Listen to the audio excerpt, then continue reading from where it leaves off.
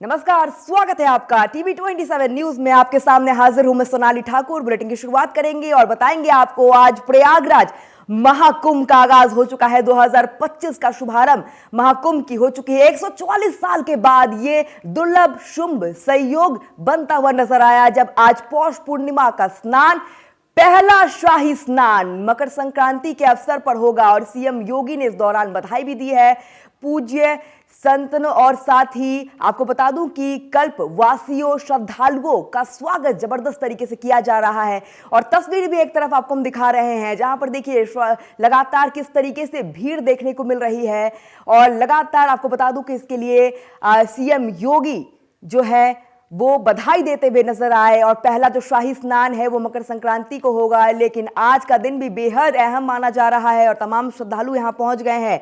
महाकुंभ का शुभारंभ हो चुका है। पौष पूर्णिमा का आज पहला स्नान है और इस मौके पर 1 करोड़ श्रद्धालु संगम में डुबकी लगाते हुए नजर आएंगे। तस्वीरें भी आपको हम दिखा रहे हैं महाकुंभ की, जहां पर संगम नोज पर हर घंटे कम से कम 2 लाख लोग स्नान करते हुए नजर आएंगे। और आज से ही श्रद्धालु 45 दिन तक कल्पवास शुरू करेंगे। संगम नोज समेत करीब 12 किलोमीटर एरिया में स्नान घाट बनाया गया है। और आपको बता दूं कि संगम पर एंट्री से सभी रास्ते भक्तों की भीड़ के साथ देखने को मिल रही है। महाकुंभ में वाहनों की एंट्री भी बंद कर दी गई है। साथ ही इससे चलते श्रद्धालु 10 से 12 किलोमीटर पैदल चलकर संगम तक पहुंचते हुए नजर आ रहे हैं। लेकिन जबरदस्त उत्साह श्रद्धालुओं के बीच देखने को मिल रहा है इस महाकुंभ को लेकर, जिसकी तस्वीरें लगातार आपको हम दिखा रहे हैं। और लगातार आपको बता दूं कि ये तस्वीरें आपने देखी, लेकिन मेरे साथ एस्ट्रोलॉजर डॉक्टर नितिशा मल्होत्रा भी बनी हुई है लगातार। मैम, आपका बहुत बहुत स्वागत है। और तस्वीरें आपने भी देखी मैम। आज बहुत ही दिन अहम है। महाकुंभ को लेकर लगातार बात हम करते हैं, लेकिन आप पहले ये बताइए कि महाकुंभ कितना अहम इस बार का महाकुंभ माना जा रहा है। आप सभी दर्शकों को पौष माह की पूर्णिमा की और हमारे कुंभ की बहुत बहुत शुभकामनाएं। तो ये हमारे लिए इतना महत्वपूर्ण है, हमारी धार्मिक संस्कृति के लिए, हमारी आराधना, हमारी तपस्या के लिए और हमारी जो सनातन धर्म की जो भूमि है, संगम भूमि, इसके लिए बहुत महत्वपूर्ण है। और महाकुंभ आज से स्टार्ट हो चुका है। शाही स्नान सुबह हो चुका है, उसके उपरांत सभी श्रद्धालु भी स्नान कर रहे हैं और बहुत अच्छी भीड़ है देखने को मिल रही है। बहुत ही अच्छा लग रहा है, आप लोगों को भी बहुत अच्छा लग रहा होगा। तो इसका ये विशेष महत्व क्यों है? क्योंकि आज पौष माह की पूर्णिमा पर शाही स्नान की शुरुआत हुई है और ये 144 साल के बाद पड़ी है। क्योंकि हर 12 साल के बाद कुंभ पड़ने पर 144 साल के बाद 12 × 12 मतलब 144 साल के बाद वो तिथि आई है जब अमृत कलश की कुछ बूंदें हमें हमारे तीर्थ स्थान यानी संगम की भूमि पर हमें वो अमृत की बूंदें मिल रही हैं। और इसके साथ साथ हम स्नान कर रहे हैं और हमारे सभी साधु संतों ने स्नान कर लिया है और अब श्रद्धालु स्नान कर रहे हैं। तो ये अमृत की बूंदें हमारे जीवन में हर तरह की पॉजिटिविटी, सकारात्मक ऊर्जा को लेकर के जुड़ी है। एक बार ग्रह नक्षत्र की भी बात कर लेते हैं। कैसा ग्रह नक्षत्र रहने वाला है? क्योंकि अब लगातार श्रद्धालु पहुंच रहे हैं, स्नान लगातार करते हुए इतने श्रद्धालु लगातार मौजूद है, लेकिन ग्रह नक्षत्र भी बहुत इंपॉर्टेंट रोल निभाता हुआ नजर आता है। जी बिल्कुल। चंद्रमा अभी मिथुन राशि में गोचर कर रहे हैं, गुरु वृषभ राशि में गोचर कर रहे हैं और कल मकर संक्रांति पर सूर्य महाराज शनि के घर यानी मकर राशि में प्रवेश कर जाएंगे। अभी कुछ समय बाकी है सूर्य महाराज का धनु राशि में। तो ये जो समय है ये हमारे सभी पाप कर्मों को, जो भी एक मनुष्य जीवन जो हमें मिला है उसमें हमसे कुछ ना कुछ पाप कर्म होते ही रहते हैं जाने अनजाने में, उन सभी को समाप्त करने के और अपनी ऊर्जा को, अपने 7 चक्रास को, 7 पूरे चक्र को ऊर्जावान बनाए रखने के लिए ये जो स्नान है बहुत ही विशेष हो जाता है। स्नान ही नहीं, स्नान, दान, जितना भी ये आप मंत्र, तपस्या, हमारे साधुओं की जो चरण धूली है, इन सबको से अगर हम जुड़े तो ये बहुत ऊर्जावान समय है। और ये ऊर्जावान समय गुरु के वृषभ राशि, क्योंकि जब भी गुरु महाराज वृषभ राशि में गोचर करते हर 12 साल के बाद, तो कुंभ का मेले की स्थापना ही वहीं से हुई कि गुरु महाराज के पूरे एक चक्र से कुंभ की शुरुआत होती है। तो यह जो संजोग है, ये मंगल संजोग है जो मानव जीवन पर बहुत अच्छा प्रभाव डाल रहा है। ये भी जानकारी दे आप हमारे दर्शकों को, क्योंकि बहुत उत्साहित होते हैं दर्शक और इच्छुक होते हैं ये जानने के लिए कि पहले नागा साधु ही क्यों स्नान करते हुए नजर आते हैं। जी, हमारे सनातन धर्म के रक्षक हैं, संरक्षक हैं नागा साधु। और नागा साधु का ही पहला वो बनता है क्योंकि वो संरक्षक है। और महानिर्वाणी अखाड़े के नागा साधु बाबा का आज पहला शाही स्नान रहा है, जो सुबह 5 बजे से यानी ब्रह्म मुहूर्त 5 बजे के आसपास रहा है। उसके बाद सभी सनातन साधुओं ने, जो बहुत विश्व के हर कोने कोने से आए हुए हैं, उन्होंने स्नान किया और अब श्रद्धालु स्नान कर रहे हैं। तो नागा साधु हमारे जीवन में, क्योंकि वो हमारे सनातन धर्म की वो श्रृंखला है जो उनको संजो के रख रहे हैं। अगर ये संरक्षण ना करें तो सनातन धर्म पर बहुत मुगलों ने बहुत बार ऐसे आक्रमण हुए। तो ये नागा साधु ही हैं जो हमारे सनातन धर्म को बचा कर रख रहे हैं, इसलिए इनका प्रथम स्नान बनता है। कोई भी व्यक्ति जब महाकुंभ में संगम में स्नान करता है तो ये कहा जाता है मैम कि उसके बाद आप बड़े हनुमान जी के दर्शन जरूर करें, तभी कहीं ना कहीं आपको पुण्य की प्राप्ति पूर्ण तरीके से होती हुई नजर आएगी।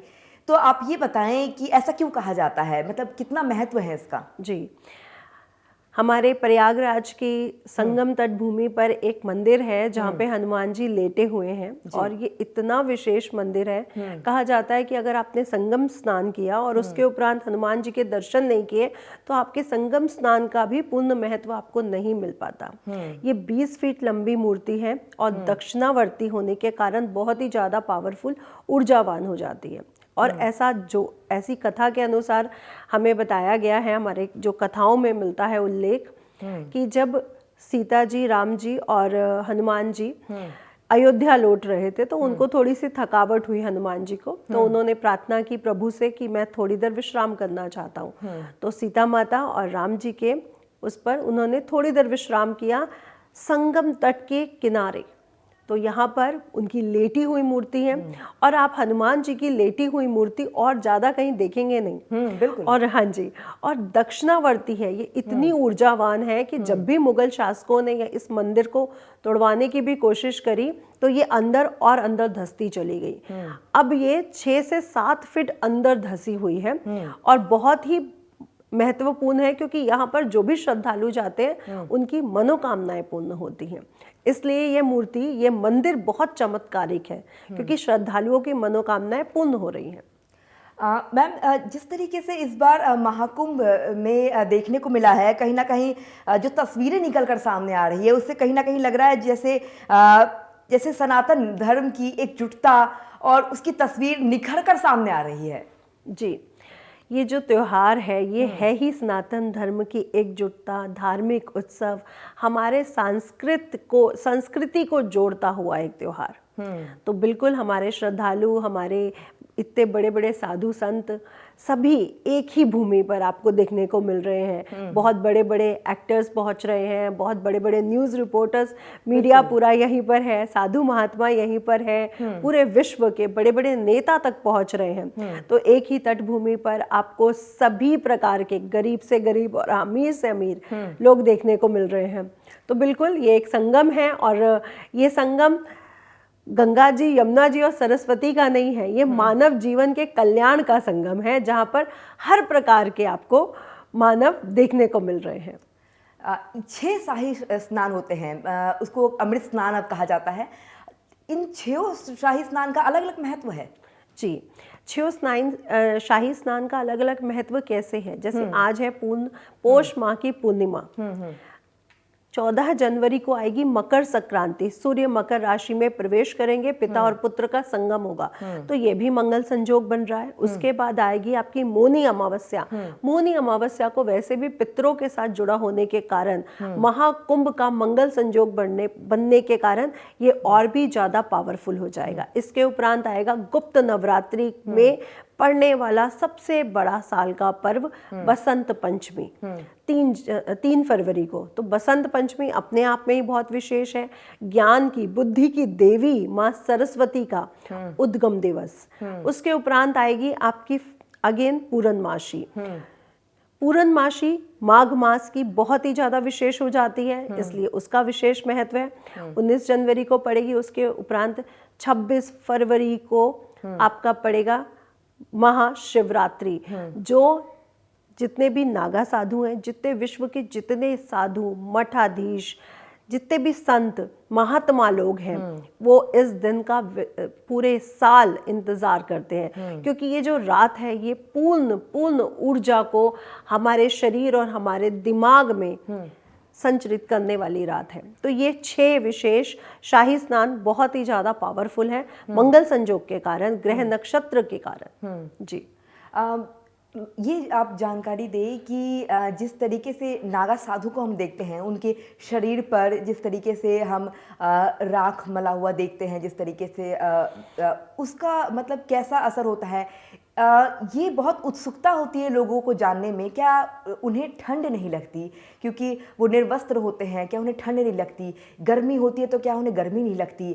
और मतलब अभी नागा साधु इतने ज़्यादा परिणाम में हमें दिखते हैं, साधु दिखते हैं, लेकिन जब महाकुंभ खत्म हो जाएगा तो ये कहाँ चले जाते हैं? जी, ये बहुत अच्छा क्वेश्चन है। और दूसरी बात, जो नागा साधु की हम बात कर रहे हैं, ये हमारे शंकराचार्य जी द्वारा, जो सनातन धर्म के बहुत बड़े वो रहे हैं, उनके द्वारा एक रचित एक सेना है। और आज अगर हम इसकी एक्यूरेट कैलकुलेशन की बात करें तो ये 4 लाख से ऊपर है, यानी किसी कंट्री, किसी देश की मिलिट्री की संख्या से भी बहुत ज़्यादा है। तो नागा साधु बाबा पहले तो हमारे सनातन धर्म के संरक्षक हैं, इसलिए बहुत अधिक हैं। और अगर हम ये बात करें तो ये शिव के भक्त हैं और बहुत बड़े महत्वपूर्ण अखाड़ों से आते हैं, जो शंकराचार्य जी द्वारा रचित हैं। इतने महत्वपूर्ण अखाड़ों से आने के कारण, शिव भक्त होने के कारण, ये कहते हैं कि जो भी इस सृष्टि में है, जो भी सृष्टि में है वो सब शिव है। अब वो जो भस्म है, जो मुर्दे से राख है, क्योंकि वो संहार करता है शिव, तो वो ही शिव है। इसलिए मुर्दे के ऊपर जो मुर्दे से जली हुई जो राख होती है, वो अपने पूरे शरीर में भस्म की तरह उसको रमते हैं कि यही शिव है। और सर्दी और गर्मी की अगर बात की जाए तो उनको पूरा लाइफ तपस्या, उनका तप है कि उनको सर्दी गर्मी, आप देखिए हिमालय पर बर्फ जहाँ पर गिर रही है, बर्फबारी जहाँ पर हो रही है, कितने डिग्री माइनस में चला जाता है, 40-40, 50-50, वहाँ पे वो तपस्या कर रहे हैं। तो उनके लिए सर्दी गर्मी तो कुछ है ही नहीं, क्योंकि वो तप, उन्होंने जिंदगी भर अब उनकी तपस्या की इतनी ऊर्जा हो चुकी है कि उनको ठंड या गर्मी लग ही नहीं सकती है। तो मैम, क्या उनको ये लगता है कि जो मृत्यु होती है, जो कहा जाता है जन्म और मृत्यु एक सच है जीवन का, और ये एक ऐसा सच है जो कोई भी मानव इसे दरकिनार नहीं कर सकता है, तो क्या वो मृत्यु को भी जीत चुके हैं? ये कहीं ना कहीं इसका मतलब दिखाने का एक कारण होता है? देखिए, हमारा सनातन धर्म चमत्कारों से भरा हुआ है, और ये कहना बिल्कुल वो नहीं है कि बिल्कुल जो तपस्वी हैं, जो अपनी तपस्या के बल पर जीवन और मृत्यु को समझ भी चुके हैं और उससे पार जा भी चुके हैं। और हमारा सनातन धर्म में ऐसी बहुत सी कथाएं, आपको चमत्कार देखने को मिलते हैं कि अब अमृत जो हमारे अमर हैं, जो हनुमान जी, अश्वत्थामा जी, ये अमर हैं। तो देखिए, जब तक वो पृथ्वी है तब तक वो अमर है, और तपस्या के बल पर आप किसी भी चमत्कार से जुड़े हो सकते हैं। तो बिल्कुल ये कहूँगी कि मृत्यु और जन्म के चक्र से ऊपर वो उठ चुके हैं, बिल्कुल। मैम, ये भी जानकारी दें कि हर बार 13 अखाड़े लगते थे, इस बार 14 अखाड़े लगे हैं। कहीं ना कहीं इस दौरान जिस तरीके से हमने किन्नर का भी एक अलग अखाड़ा देखा, एक महत्वपूर्ण भूमिका निभाते हुए उन्हें हमने देखा, इसको लेकर आप क्या कहेंगी मैम? जी, तो पहले तो शैव धर्म के 7 अखाड़े हैं, वैष्णव धर्म के 3 हैं, और उदासीन धर्म में 3 आते हैं। तो ये करके 13 बन जाते हैं। उसके बाद 2019 में किन्नर अखाड़े ने भी यहाँ पे अपनी पंजीकृत कराई, और इस साल आप देख ही रहे हैं कि किन्नर अखाड़े कितने आगे आ रहे हैं, और उनकी क्या गौरवशाली उनकी आपने वो देखी, तो बहुत ही अच्छा है। और किन्नर अखाड़ा भी इस समय आगे है, लेकिन हमारे सभी अखाड़ों में जो सबसे विशेष है वो है नागा साधु, क्योंकि ये हमारे संरक्षक है और ये सबसे विशेष और सबसे आगे प्रथम वो रहते हैं। जी मैम, गौ रक्षा को लेकर आप क्या कहेंगी, क्योंकि ये एक बहुत अहम है और कहीं ना कहीं शंकराचार्य समेत तमाम जो हैं वो गौ रक्षा को बड़ी अहम भूमिका के साथ उठाते हुए और अपनी बातों को रखते हुए इस कुंभ में भी नजर आए थे। जी, हमारे सनातन धर्म में वैसे तो पशुओं से हर ग्रह को जोड़ा गया है, लेकिन गायें, गौ माता के लिए कहा गया है कि 33 कोटि देवी देवताओं का वास है। तो गौ रक्षा, क्योंकि ये इनका जो दूध है वो माँ के दूध के समान अमृत है। और आप समुद्र मंथन की कथा से, जहाँ से ये कुंभ मेले की शुरुआत ही हुई है, वहाँ पे हमें ये जो कामधेनु गाय का भी वो मिलता है कि जब इंद्र को दुर्वासा ऋषि ने श्राप दिया, एक्चुअली तो कुंभ की शुरुआत ही श्राप से हुई है, क्योंकि इंद्र को तो श्राप मिला था दुर्वासा ऋषि के द्वारा कि आप इतने अभिमान में आ गए हो और आपका पूरा सर्व नाश हो जाएगा। जिसके बाद सभी ऐरावत हाथी, कामधेनु गायें, उनका पूरा सर्व लक्ष्मी सब समुद्र में लीन हो गए। इसके बाद श्री हरि विष्णु के कहने पर उन्होंने समुद्र मंथन किया, तब उनको सब फिर से वही सुख विलासता दोबारा उनको मिली, जहां पर उनको कामधेनु गाय, ऐरावत हाथी, हमारा अमृत कलश भी आया और उसी अमृत कलश की कुछ बूंदें पृथ्वी पर गिरी, जहां से महाकुंभ की शुरुआत हुई है। तो जब हम ये बात कर रहे हैं कि आपके महाकुंभ की, और महाकुंभ की वो अमृत की 4 बूंदें हरिद्वार, उज्जैन, प्रयागराज और नासिक में जाके गिरी, जहां पर अर्धकुंभ, कुंभ और महाकुंभ की मेले की स्थापना हुई। तो शुरुआत ही हमारे एक श्राप से हुई है दुर्वासा ऋषि के, और दुर्वासा ऋषि के श्राप के कारण ये जो पूरी प्रोसेस है ये मनुष्य जीवन पर बहुत अच्छा प्रभाव डाल रही है, क्योंकि वो अमृत की बूंदें हमारे जीवन में, मनुष्य जीवन में एक सकारात्मक ऊर्जा को लेकर के जोड़ रही हैं। तो कितना वो कहते हैं ना, श्राप भी और आशीर्वाद भी हमारे सनातन धर्म में एक चमत्कार को लेकर के जुड़ा हुआ है। तो बहुत चमत्कार है हमारे सनातन धर्म में, बहुत सी ऐसी चीजें हैं जो अभी खोजनी बाकी है या फिर एक मनुष्य की आंखों से थोड़ा दूर है। जिस तरीके से महाकुंभ में यहाँ इतने श्रद्धालु पहुंचे हैं, स्नान करते हुए नजर आ रहे हैं, इसका असर कहीं ना कहीं हमें ग्रहों पे भी देखने को मिलेगा। जो हमारी 12 राशि है मैम, क्या उसमें भी हमें इसका असर देखने को मिलेगा? जी बिल्कुल, जैसे कि हम जान ही रहे हैं कि 2025 वैसे भी बहुत स्पेशल है।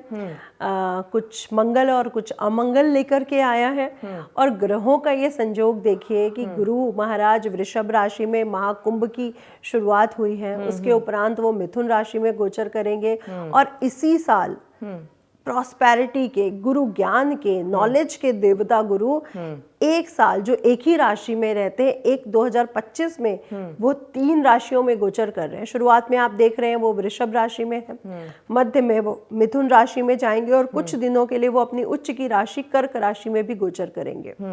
तो ये साल बहुत स्पेशल है, और साल की शुरुआत में ही हम देखें तो महाकुंभ की शुरुआत चंद्रमा सूर्य की मकर राशि, मकर संक्रांति में प्रवेश करने पर, गुरु का हमारे वृषभ राशि, शुक्र की राशि में होने पर, और इसी साल उच्च का होने पर भी, तो ये विशेष योग बन जा रहे हैं, मंगल योग बन जा रहे हैं। और कुंभ राशि में अभी राहु महाराज भी प्रवेश करेंगे, शनि महाराज मीन राशि में गोचर करेंगे, तो बहुत अच्छा शुभ संयोग बन रहा है।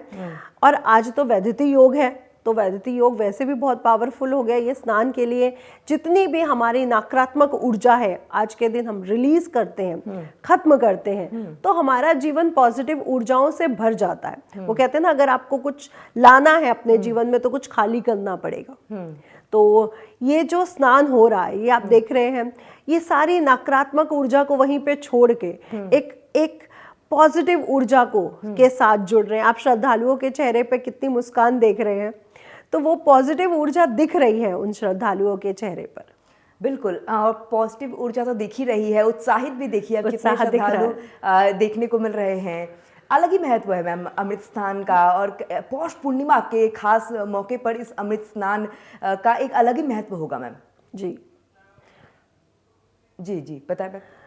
तो ये पौष माह की पूर्णिमा है और यहीं से समुद्र मंथन की शुरुआत, यहीं पे अमृत गिरने की शुरुआत हुई है। जिस दिन गुरु वृषभ राशि में होंगे उसी दिन, और पौष माह की पूर्णिमा होगी, सूर्य महाराज वृषभ राशि से निकलकर मिथुन राशि में गोचर करेंगे, यहीं से शुरुआत होती है महाकुंभ की। तो ये पौष माह की पूर्णिमा, क्योंकि हमारे जो महाकुंभ की जो अमृत की ऊर्जा है वो हमारे पाप और पुण्यों से जोड़ी गई है।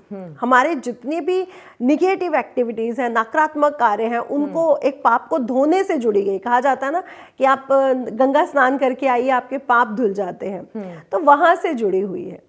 तो इसलिए पौष मास की पूर्णिमा पितरों से, हमारे नकारात्मक ऊर्जाओं से को रिलीज करने का दिन है, इसको खत्म करने का दिन है, नकारात्मक ऊर्जा को। तो बहुत ज्यादा विशेष है, यहीं से शुरुआत हो रही है, ताकि हम पूरा साल जितना भी हमारे लाइफ में प्रॉब्लम्स रहे हैं, हमने जितने भी जाने अनजाने में जो कर्मास किए हैं, उनको रिलीज करके हम अब अपने अच्छे कर्मों के साथ जुड़ेंगे। और देखिए, त्रिवेणी स्नान है पहले ही वो, और वहां पे आज के दिन वो अमृत कलश की कुछ बूंदों का ऊर्जा का आना, तो वो ऊर्जा बढ़ रही है। और साधु जितने भी संत महात्मा साधु हैं, उनकी चरणों की धूली भी हमें मिल रही है, तो वो ऊर्जा तो बहुत ही ज़्यादा पावरफुल हो जाएगी। और कहा जा रहा है कि जो 2025 है, टोटल नंबर 9 होने के कारण बड़ा ही स्पेशल ईयर है, क्योंकि 9 नंबर जो है ना वो नई शुरुआत को भी दिखाता है। 9 नंबर के बाद दोबारा 10 आने पर 1 बन जाता है, तो नई शुरुआत को भी दिखाता है। तो मैं तो यही कहूँगी, ये महाकुंभ हमारे जीवन में वो ऊर्जा लेकर के आया है जो हमारे सभी पाप कर्मों को खत्म करके हमारे अच्छे कर्मों से हमें जोड़ रहा है। अब कौन सी राशि के जातक जो है उन्हें आने वाले साल में, अब इस महाकुंभ के बाद आने वाले साल में थोड़ा बच के रहने की ज़रूरत है, और कौन से राशि के लिए सबसे अच्छा रहने वाला है आगे वाला साल? जी, तो पहले तो मैं कहूँगी मेष राशि के लिए साल बहुत अच्छा रहने वाला है। बहुत अच्छी उन्नति करेंगे वो लोग इस साल, बहुत अच्छा प्रोग्रेस करेंगे। पदोन्नति के भी योग इस साल उनके बन रहे हैं। आर्थिक स्थिति बहुत मजबूत रहेगी। स्वास्थ्य का बस थोड़ा सा ध्यान रखें, स्पेशली आपके पेट या स्टमक, लिवर के इश्यूज थोड़ा सा आपको देखने को मिल सकते हैं, और गुस्सा और क्रोध से थोड़ा सा बच के रहें। तो मिथुन राशि भी इस साल बहुत अच्छा बूम करेगी और बहुत आगे जाएगी। जो पिछले कुछ समय में उनके काम रुक रहे थे वो भी होने के चांसेस बन रहे हैं। आर्थिक दृष्टिकोण से तो बहुत ही महत्वपूर्ण साल है मिथुन राशि वालों के लिए। पारिवारिक दृष्टिकोण से भी बहुत अच्छा है। तो जो भी आपके मनोकामनाएं हैं, सपने हैं, वो इस साल पूर्ण होते हुए दिखाई दे रहे हैं। उसके बाद कन्या राशि भी इस साल बहुत आगे जा रही है। कन्या राशि का भी ये साल इतना अच्छा रहने वाला है कि उनकी स्थिति बहुत स्ट्रांग रहेगी। पदोन्नति के साथ साथ करियर में बहुत अच्छे इस साल उनके, वो कहते हैं दरवाजे खुल रहे हैं, अपॉर्चुनिटीज आ रही हैं। तो कन्या राशि वालों के लिए भी ये साल बहुत अच्छा रहेगा।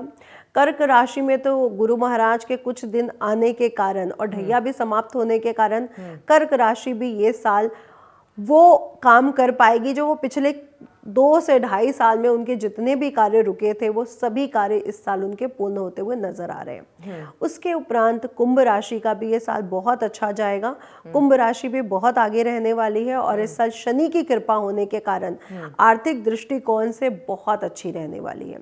और तुला राशि की भी अगर मैं बात करूं तो शुक्र देव महाराज हैं उनके, खूब सुख विलासता के साथ तुला राशि भी आगे बढ़ रही है। और तुला राशि वालों के लिए भी बता दूं कि आर्थिक दृष्टिकोण आपके लिए बहुत अच्छा है। थोड़ा सा अपनी लव लाइफ या मैरिड लाइफ का ध्यान रखें। करियर में इस बार आपको बहुत अच्छी अपॉर्चुनिटीज देखने को मिलेंगी। पैसा इस साल आपके पर बहुत मेहरबान है, माँ लक्ष्मी की असीम कृपा है। जी मैम, ये भी जानकारी दें आप कि जिस तरीके से सनातन धर्म का डंका बजाया जा रहा है, इतने विस्तार से जागरूक लोगों को किया जा रहा है, इससे और भी विकास होने की ज़रूरत है या इतना काफ़ी है? इससे आगे के रास्ते सनातन के लिए और लोगों के लिए इस राह पर लोग चलते हुए नजर आएंगे? देखिए, हमारे देश के प्रधानमंत्री मोदी जी और उत्तर प्रदेश में योगी जी, तो मुझे लगता है कि ये हमारे सनातन धर्म को बहुत आगे बढ़ाएंगे। और ये सेटिस्फाइड होने वाला एरिया नहीं है। धर्म हमारा हमें सेटिस्फाइड करने वाला एरिया नहीं है। ये बिल्कुल आगे जाना चाहिए और सभी श्रद्धालुओं को और भी ज़्यादा जुड़ना चाहिए और भी ज़्यादा आगे आना चाहिए। और हमारे योगी जी, सीएम योगी जी ये रुकेंगे नहीं।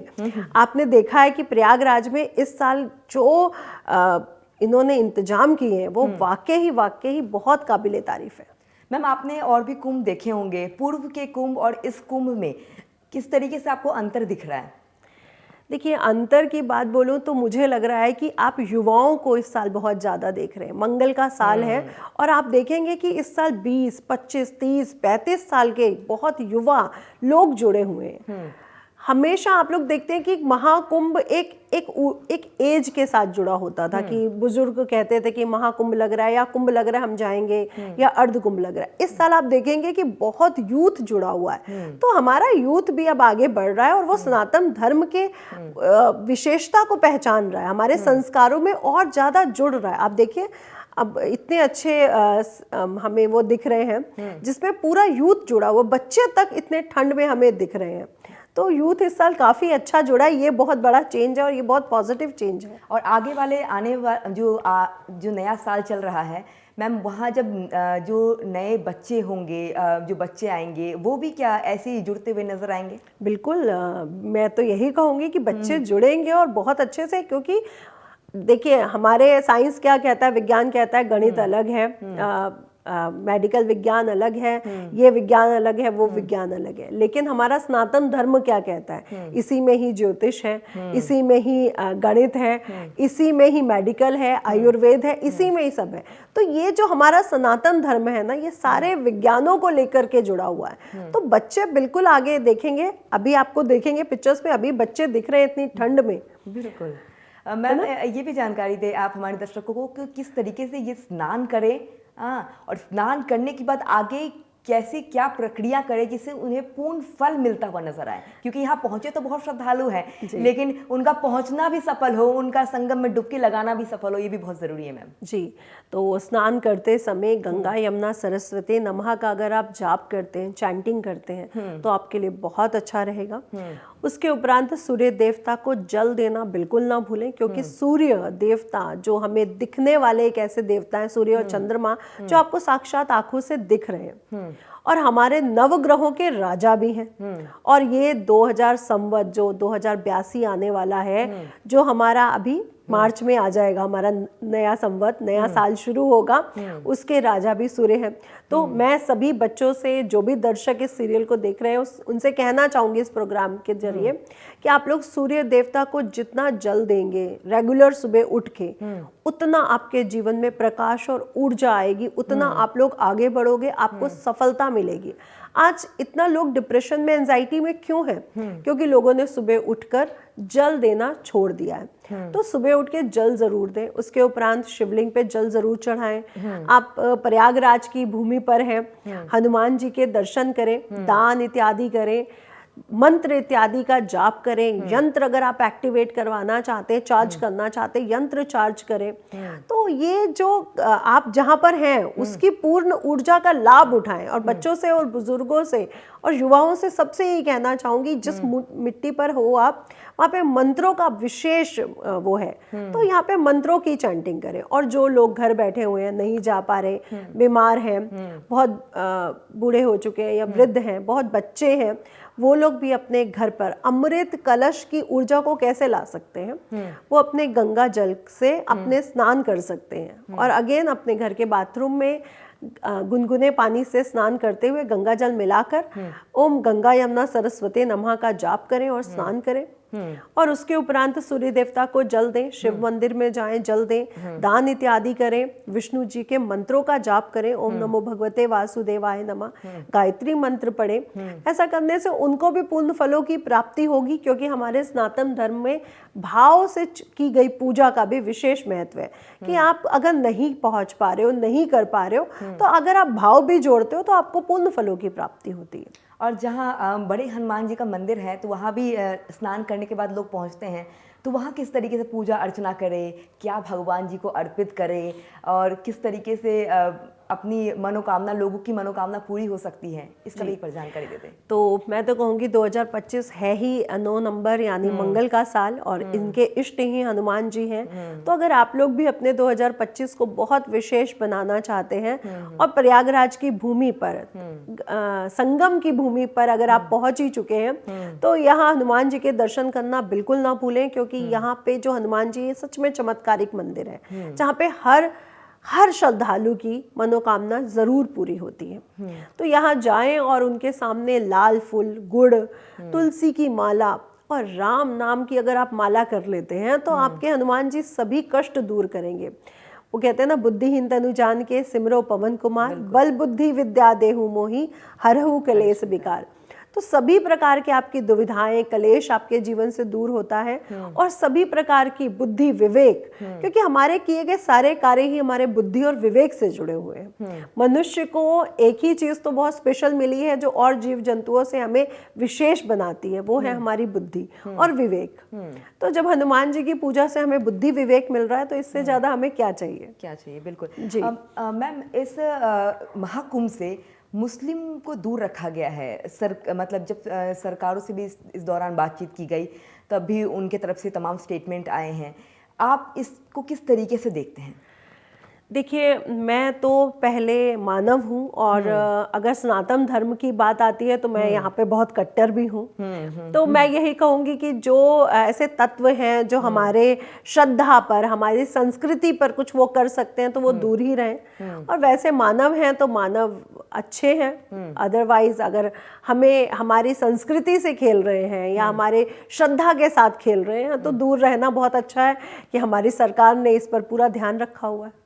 मैम, क्या सनातन बोर्ड भी होना चाहिए? आपको लगता है जो सनातन बोर्ड होने की बहुत जरूरत है? बिल्कुल होना चाहिए, और इस सनातन बोर्ड में बड़े बड़े अधिकारियों के साथ हमारे जो मठाधीश हैं, हमारे जो साधु महात्मा हैं, उनका भी जुड़ाव होना बहुत जरूरी है, क्योंकि हमारी संस्कृति के साथ वो जो अधिकारियों की जो एडवाइस है अगर वो जुड़ जाएगी तो ये जो टीम बनेगी वो बहुत विशेष होगी और हमारे सनातन धर्म को बहुत आगे लेके जाएगी। अब क्या इसकी जिम्मेदारी सरकार को लेनी चाहिए या नहीं बिल्कुल लेनी चाहिए? सरकार, बिल्कुल इसमें सरकार का एक विशेष महत्व है, तो सरकार भी जुड़े और इसमें मठाधीश भी जुड़े, साधु संत जुड़े, ये टीम बहुत अच्छी बनेगी। और हमारे विश्व में जहाँ बहुत दूर दूर तक आप देख रहे हैं, कोरिया में आप देख लीजिए, जापान में आप देख लीजिए, बहुत जगह श्री राम जी के पिक्चर्स मिले हैं पत्थरों पर जड़ित, है ना। कोरिया में आप देखिए, जापान में देखिए, माँ सरस्वती जी की बजंती माला के रूप में उनकी पूजा होती है।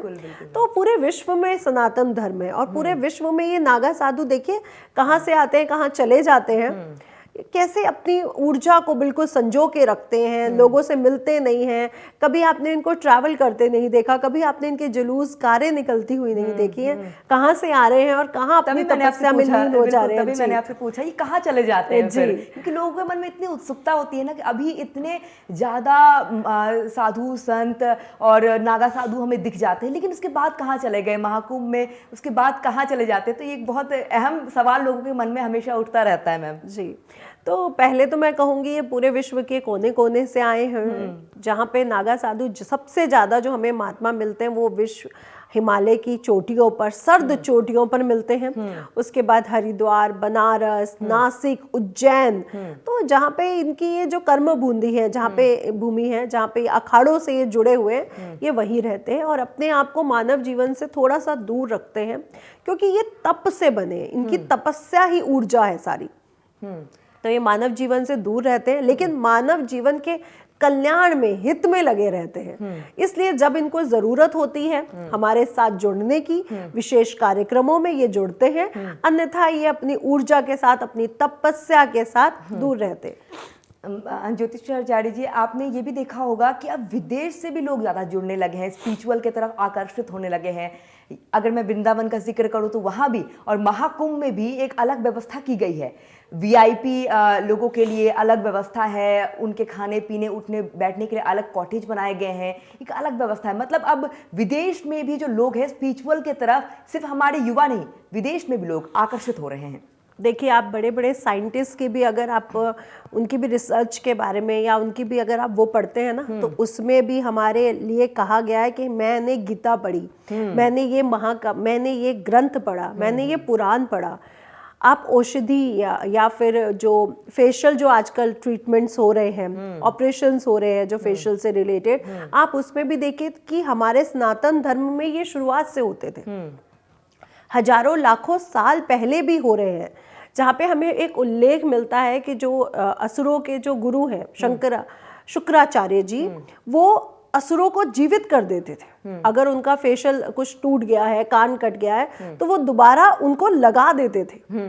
तो ये तो हमारे सनातन धर्म में बहुत पहले से जुड़ा हुआ है। और पूरे जितने भी ज्ञानी लोग हैं, चाहे वो विश्व के किसी भी कोने में हो, किसी भी धर्म से जुड़े हो, वो ये जानते हैं कि सनातन धर्म में ऐसे ऐसे चमत्कार, ऐसे ऐसे गूढ़ रहस्य जुड़े हुए हैं। अगर मैं एरोप्लेन की ही बात करूं, तो एरोप्लेन की तो पूरी टिप्पणी हमारे पुराणों में मिल रही है ना। ढूंढा तो उसको बाद में गया। तो ये जितना भी मनुष्य है, मानव जीवन है, ये समझता है कि सनातन धर्म एक ऐसा धर्म है जो मानव जीवन के कल्याण के लिए, जो बहुत रहस्यमयी और बहुत आगे था, बहुत आगे की सोच रखता था। अगर टाइम ट्रैवल की बात की जाए, आज वैज्ञानिक टाइम ट्रैवल की बात करते हैं, और अब नारद जी की बात करें तो नारद जी कहीं पे भी उत्पन्न हो जाते थे। आपने कथाओं में सुना है, बचपन में हमने स्टोरी में सुना है। तो बिल्कुल लोग जुड़ रहे हैं हमारे सनातन जीवन से, और सनातन धर्म से जुड़ना चाहते हैं वो लोग।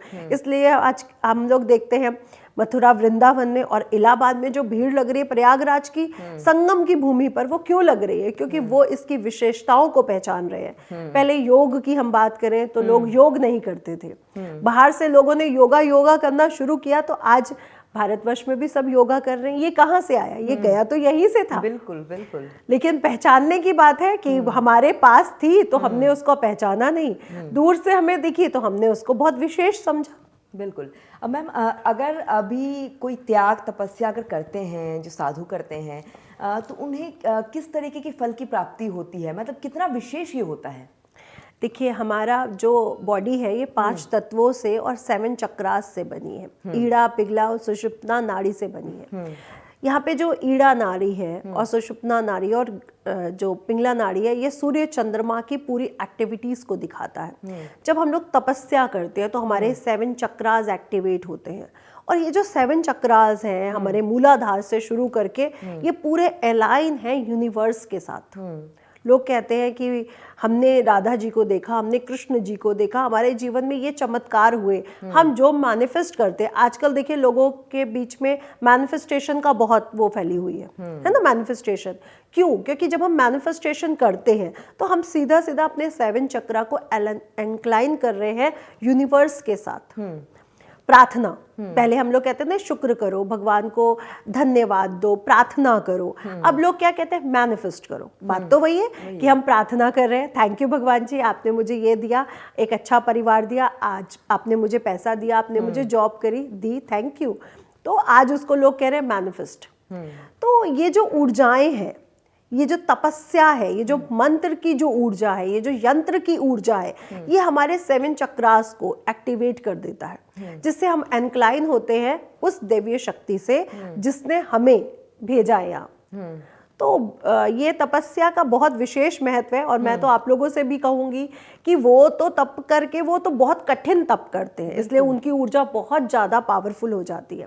और साइंस में अगर आप गूगल सर्च करके देखें तो एक बौद्धिक जो बुद्धि है मानव की, वो 6 से 7 पॉइंट काम कर रही है।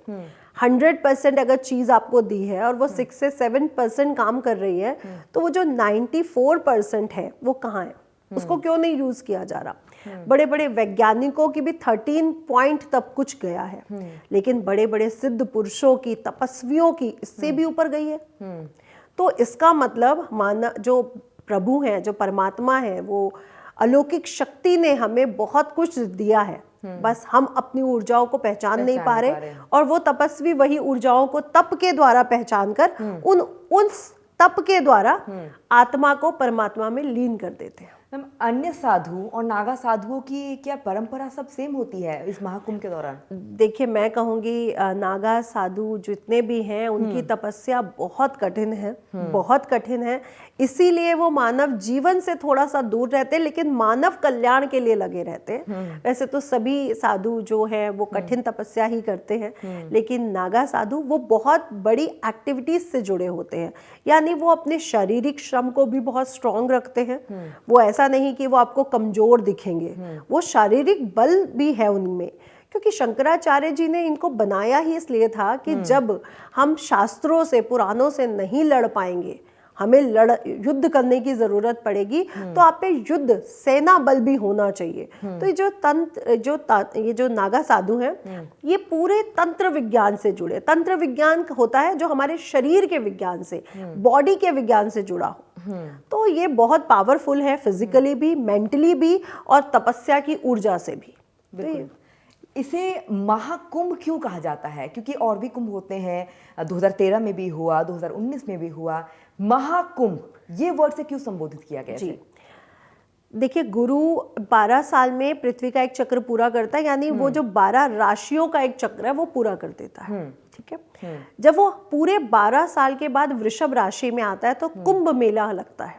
12 × 12 144 साल के बाद महाकुंभ आता है। यानी गुरु 12 साल तक 12 राशियों को जब कंप्लीट कर लेता है, एक राशि में वो रहते हैं 12 साल, पृथ्वी का एक चक्र पूरा करते हैं, तो पूरे 144 साल के बाद महाकुंभ लगता है। कहा जाता है कि इस दिन अलौकिक अमृत की बूंदों का पूरी ऊर्जा हमारे संगम में होती है। हमारी गंगा, यमुना, सरस्वती, जहाँ तीनों नदियां समागम हो रहा है, वहां पे उस ऊर्जा की पूरी वो होती है, क्योंकि ग्रह नक्षत्र वैसे बन चुके होते हैं। जी, इसलिए इसे महाकुंभ कहा जाता है।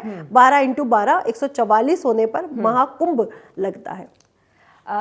कहीं इस कुंभ को आप देखें अगर, तो इसमें कई तरह की चीज़ें अलग देखने को मिलेगी हर कुंभ के मुकाबले। डिजिटल कुंभ इसे कहा जाता है। इनमें तमाम आपने भी देखा, सीएम योगी आदित्यनाथ ने भी अपने मतलब तमाम कितने महत्वपूर्ण तरीके से और कितना दौरा हुआ उनका, उसके बाद कहीं ना कहीं पूरा महाकुंभ का जायजा वो खुद लेते हुए नजर आए। आगे आने वाले सालों में इस कुंभ को किस तरीके से देखा जाएगा, किस तरीके से जाना जाएगा युवाओं के बीच, आने वाले नए पीढ़ियों के बीच? जी, तो योगी जी ने जैसे कि दौरा किया, और इस बार जितनी भी उनकी कार्य प्रणाली है, आप देखिए कि पहले के कई सालों से बहुत उन्होंने इम्प्रूव, बहुत बेहतर किया है। हर एक छोटी छोटी चीज़ पर इस साल बहुत ज़्यादा ध्यान रखा गया, बहुत ज़्यादा। चाहे विदेशी आ रहे हैं, चाहे श्रद्धालु आ रहे हैं, चाहे साधु महात्मा, जहाँ विश्व के कोने कोने से लोग आ रहे हैं, पूरा ध्यान रखा गया हर एक छोटी बात का। चाहे मीडिया की मैं बात करूं या जितनी भी वहाँ पे सर्विसेज दी जा रही है, एक बेसिक जो सर्विसेज है, वो शौचालय या महिला के कपड़े बदलने से संबंधित है, वो तक वहाँ पर ध्यान रखा गया है। इतनी ठंड में पूरी जो सरकार जितनी हेल्प कर सकती है अलाव जलाकर, वो सारे ध्यान रखे गए हैं। झोपड़ियों में या जो प्लास्टिक या जो मेटल के जो उनकी वो बनवाई है, पूरा ध्यान रखा गया। और आने वाले सालों में तो मैं ये कहूँगी कि योगी आदित्यनाथ जी बहुत अच्छा काम कर जाएंगे। इस तपोभूमि को बहुत ऐसी उस भूमिका तक ले जाएंगे कि जो लोग आज डर रहे हैं ना कि ठंड होगी, पता नहीं हम कपड़े बदल पाएंगे या नहीं, वो इतना अच्छा इंतजाम होगा कि आगे लोग कहेंगे कि यहाँ तो जाना ही जाना है, क्योंकि क्या अरेंजमेंट हो चुके हैं। दूसरा, बिल्कुल युवा आने वाले सालों में इससे जुड़ेंगे, क्योंकि आप परिवर्तन देख रहे हो। पहले बीच में मांसाहार, शराब आदि का सेवन बहुत बढ़ चुका था। अब फिर से लोगों में विदेश में आप बहुत बड़े बड़े चेंजेस देख रहे हैं कि लोगों ने मांसाहार को छोड़ दिया है। तो बिल्कुल युवा अब आगे बढ़ेंगे, इस हमारे सनातन धर्म से जुड़ेंगे, और बहुत दूर दूर से जुड़ेंगे। जिस तरीके से सरकार सनातन धर्म को बढ़ावा दे रही है, उसको लेकर लोगों में जिक्र करती हुई नजर आ रही है, इससे भी कहीं ना कहीं मैम लग रहा है कि कितनी जागरूकता युवाओं के बीच ही देखने को मिल रही है। मैं सरकार को तो कहूंगी कि सरकार जागरूकता को बढ़ा रही है, लेकिन मैं युवाओं को भी कहूंगी कि अगर आज आप सोशल मीडिया भी देखते हैं तो छोटे बच्चे, युवा सनातन धर्म को आगे बढ़ाते हुए दिख रहे हैं। तो सरकार के साथ साथ सभी लगे हुए हैं और विदेश से भी लोग लगे हुए हैं। आप सोशल मीडिया पर आज देखिए, विदेश में भी जो कृष्ण जी के भक्त हैं, जो शिव जी के भक्त हैं, वो कितने श्रद्धालु आज सोशल मीडिया के थ्रू हमें बहुत अच्छी वो दे देते हैं। तो आगे बहुत यूथ जुड़ेगा और मैं कहूंगी ये जो परिवर्तन आ रहा है ना 2025 का, ये परिवर्तन कुछ ऐसा ही है कि कौन कहता है कि कलयुग है, मैं कहती हूँ कि सतयुग ही सतयुग है। क्योंकि हमारे आकाश मंडल में तो वो जो शिव जी है उनका जो तांडव है वो तो चल ही रहा है। तो कुछ बन भी रहा है और कुछ खत्म भी हो रहा है, कुछ क्रिएट भी हो रहा है और कुछ डिस्ट्रॉय भी हो रहा है। तो बिल्कुल, तो सतयुग तो शुरू हुआ है और देखिए सब जुड़ रहे हैं और मैनिफेस्टेशन शुरू हो चुकी है, प्रार्थनाएं शुरू हो गई हैं, लोग मंत्रों के साथ जुड़ रहे हैं। पहले इतनी लोग साधना में कहाँ जुड़ते थे, अब यूथ जुड़ रहा है साधना में, तपस्या में, यूथ जुड़ रहा है महाकुंभ के स्नान में। नहीं तो लोग कहते थे कौन जाएगा ठंड में, कौन जाएगा। कुछ दिन पहले वो तस्वीर भी एक निकलकर सामने आई थी जब विराट कोहली खुद गए हुए थे और कहीं ना कहीं खुद हमने देखा जो प्रेमानंद जी के पास, बिल्कुल हाँ, बड़े बड़े क्रिकेटर्स हैं, एक्ट्रेस है, वो खुद भी अब जो जिन्होंने सब कुछ प्राप्ति कर ली है, जिनके पास ना पैसों की कमी है ना कोई दिक्कत है, वो खुद अब इन सब चीजों से जुड़ते हुए, सनातन से जुड़ते हुए नजर आ रहे हैं। जी, नीम करोली बाबा जी का ही हम बोले तो एप्पल के फाउंडर ही उनसे देखिए मिलके, हाँ जी, वहाँ आश्रम में आए मिलने। और विराट कोहली जी को देखिए वृंदावन में आप प्रेमानंद जी महाराज जी से मिलने आए। तो बिल्कुल यूथ भी जुड़ रहा है और विदेश से लोग जुड़ रहे हैं। देखिए बाहर एप्पल के फाउंडर बिल्कुल खुद आके, और जो एप्पल का साइन है, कहते हैं उनको प्रसाद में ही सेब मिला था, खाया हुआ, वहाँ सेब ही बटता है प्रसाद में जी।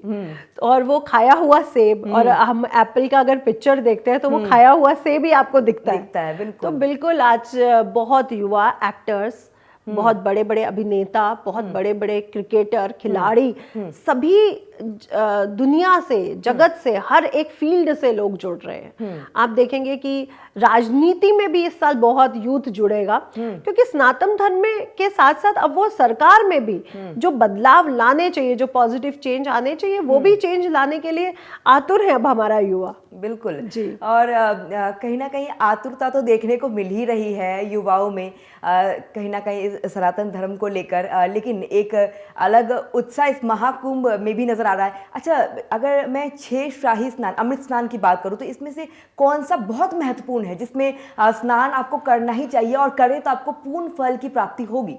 देखिए मैं तो कहूँगी 6 के 6 बहुत विशेष है, लेकिन जो शिवरात्रि है, जो शिवरात्रि का जो स्थान है, ये सभी महात्मा साधु इसका विशेष इंतजार करते हैं कि कुंभ पड़े और स्पेशली महाकुंभ पड़ जाए, क्योंकि ये जीवन का, हमारे सभी के जीवन का ये एक ही स्नान है जो हम कभी अपने जीवन में तो नहीं देख पाएंगे, क्योंकि एक मानव जीवन की उम्र कोई 100 साल से ऊपर तो है नहीं। तो जो ये स्नान पड़ा है 144 साल का महाकुंभ, ये हम सभी मानव जीवन का एक सबसे विशेष और आखिरी है कि अब हम इसको नहीं देख पाएंगे।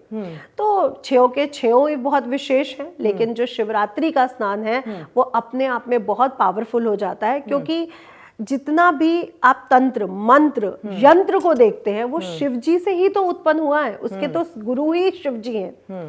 तो उनसे जुड़े होने के कारण ये शिवरात्रि से बहुत विशेष हो जाता है। और जितने भी नागा साधु हैं, महात्मा हैं, संत हैं बड़े बड़े, ये शिवरात्रि का बहुत वेट करते हैं कि आए और हम लोग उस दिन इस ऊर्जा को अपने शरीर में, अपने मंत्रों में, अपने यंत्रों में एकाग्र कर सकें। मैम एक आखिरी सवाल, कहीं ना कहीं हम देखते हैं कि 14 तारीख जब कहीं ना कहीं मकर संक्रांति होंगी, हमें मतलब घर में भी सिखाया जाता है कि नहा धो के ही आप खाना खाइए, कुछ खाना दही ग्रहण करिए।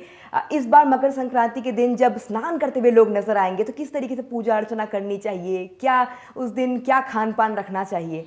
जी, मकर संक्रांति एक विशेष महत्व है। जो सूर्य ग्रहों के राजा अपने पुत्र शनि से मिलने आए हैं या शनि अपने पिता से मिलने आए, तो दोनों का यहाँ पे मिलन हो रहा है। सूर्य महाराज शनि की राशि में जा रहे हैं। तो ये जो पितृ है, जो हमारे जो पूर्वज हैं और जो हमारे आने वाले वंश है, उससे जुड़ा हुआ उत्सव है। तो अगर कहा जाता है कि अगर आपके जीवन में पितरों से संबंधित या कुंडली से संबंधित बड़े बड़े दोष है, लाइफ में बड़ी स्ट्रगल आ रही है, बड़ी कठिनाइयां आ रही हैं, तो मकर संक्रांति पर किए गए विशेष दान, धर्म, पूजा, ये सब का, स्नान का विशेष महत्व जुड़ जाता है।